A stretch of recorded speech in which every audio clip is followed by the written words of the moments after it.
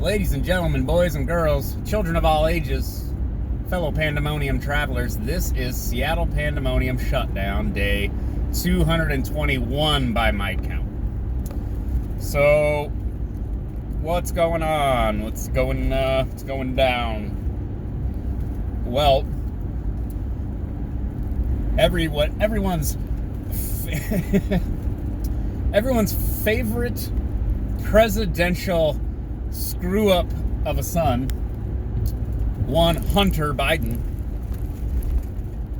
A little bit of an October surprise, I suppose. Some revealing photos of him were released. Now, now there's a couple pieces going on here. So there is a picture of him asleep with a crack pipe hanging out of his mouth. Now, as someone who engages in memery and photoshopped designs and what have you, I could recreate something like that. It would not, it would be not real, but I could make a pretty convincing one. And if it's a little grainy too, maybe it's like a year or two ago, not quite as many megapixels. The phone was used to take the pictures is older, not quite as high res. You can integrate something, but it pretty much looks like he's asleep with crack pipe in his mouth. So there's that. And then there's just these other pictures of him just like in various states of what appears to be, well, undress and or incapacitation.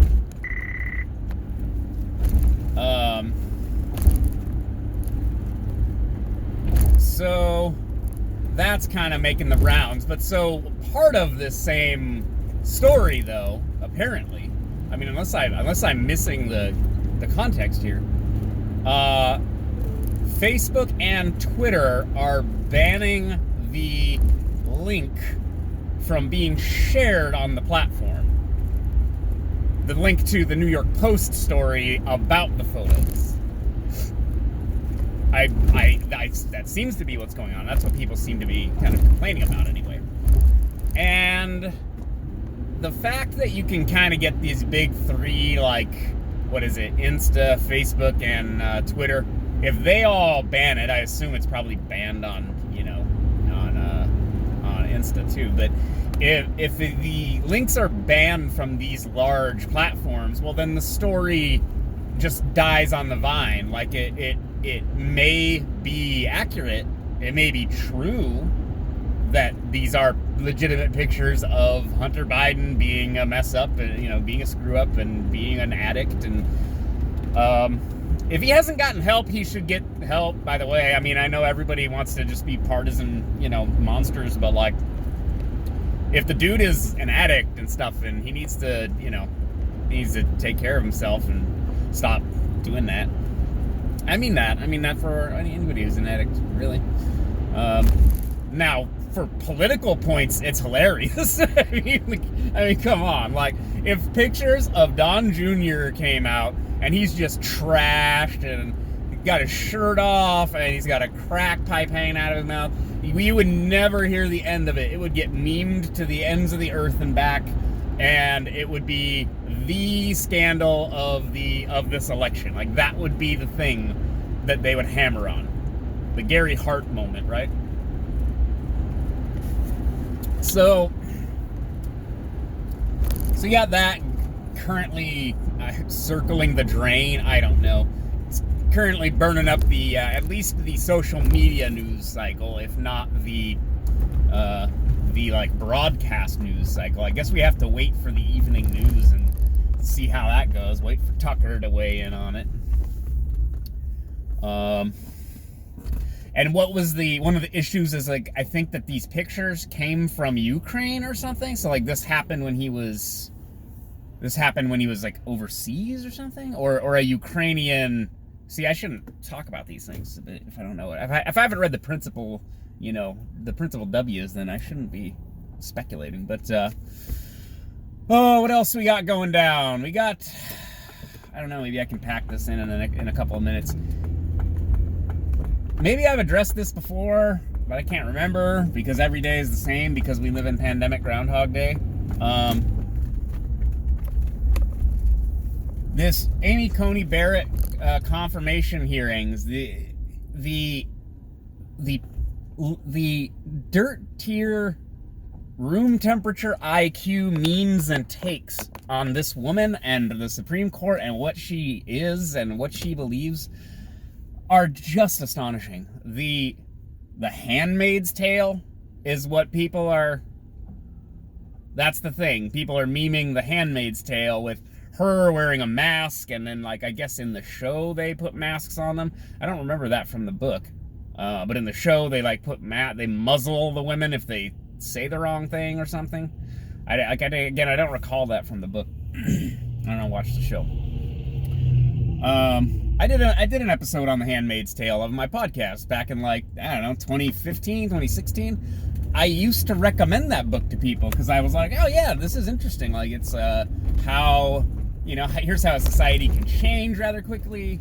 Here's what our fertility rates might mean if we kind of, like, if we lost our fertility, like, the world would get all weird. It'd be like that movie Children of Men. Like, stuff would get weird if you can't have babies, and, like, women as the, I guess, fairer yet weaker sex are more easily controlled by men if men are authoritarian. The means with which you can control a population have changed in the modern era. You have, like, more technology and stuff to control where people go, surveil people. I liked the book, and I gave a whole breakdown about, like, parts of it that I liked and everything. But now, because, I don't know, I'm gonna say libs have taken the story and run it into the ground with just with this woman is going to get appointed to the Supreme Court, and then what? Vote to enact a handmaid system and remove herself from the Supreme Court because women are inferior, and she believes that, so she's going to do that to herself and to her own children. Like, what are you talking about? It's just this deranged nonsense, and it's the same thing as the Harry Potter thing. The libs need to read another book, and by another book, I don't mean Harry Potter. I mean, I don't know, Sphere. I don't know, read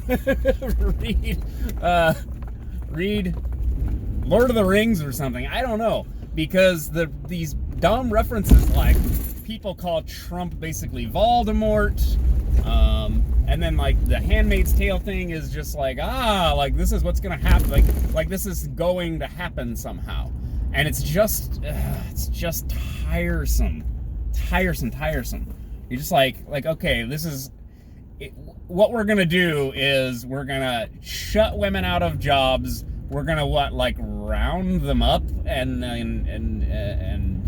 then like make them put on these robes or something, and it's like it's symbolic of female oppression. Yeah, I get it, but how are we going to structurally move from what we're doing now, where, like, women work jobs and things and get appointed to the Supreme Court, to the late 1800s, where they don't work jobs anymore, like before Rosie the Riveter? Like, we're going...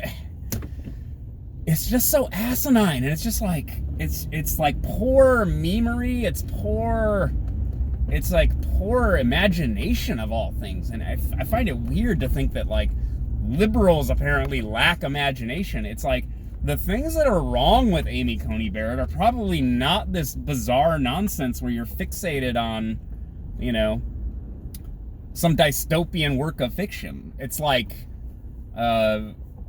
what is her ruling on Roe v. Wade? Well, the thing is of course, that has been ruled constitutional, and it's not really a matter, it's not just up to her to, like, decide if we overturn Roe v. Wade or not.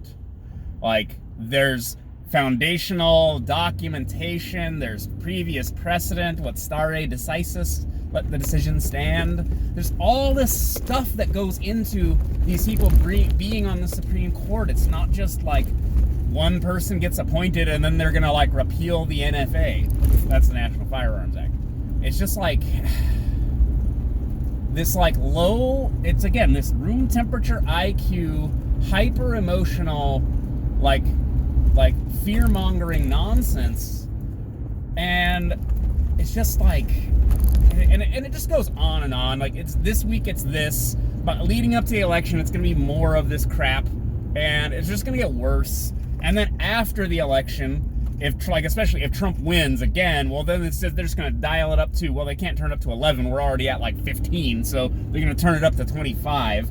There are going to be more people losing their minds, and it's like we have to live in this, and it just never stops. People have careers trafficking in this garbage, like trafficking in this hyper-partisan nonsense, and intentionally freaking people out about things that are not going to happen. And it's bizarre watching it happen, because it drives people's decisions, because fear is a great motivator. Is fear the great motivator? Isn't that a quote? Fear is the great motivator? I mean, it certainly has an effect on people. I mean, I've seen a lot of things that can freak someone out, and it's certainly left an impression on me. Yeah, I don't know. Maybe that's all I got. What is this, Wednesday? I mean, in reality, I'm gonna like make some lumpia tonight, and I think the girlfriend's gonna make some pancit, some noodles and stuff. It's gonna be tasty. That's the upside. That's the real life of day-to-day stuff. Not all this insane political stuff. Like, do I care about Hunter Biden being a drug addict? Like I said, he shouldn't be a drug addict. And is he a privileged upper-class white guy? Yeah. Does that make me kind of jealous, actually? Yeah, actually it does. I wish I had millions of dollars for doing nothing, and could just do drugs with impunity and like have it never really be an issue. I wish I could do that. Does it matter politically? It makes Biden look like he's been allowing his son to be a screw-up. There's certainly that. And Hunter impregnated his brother's widow. Classy, dude. Classy stuff. It does make Biden look bad, like kind of like a bad dad. And I think that's one of the roles of the president, actually, is to seem like a dad. That's why they call him the white father, right? Anyways, that's enough for me for a Wednesday. I'll talk to you guys later. Bye.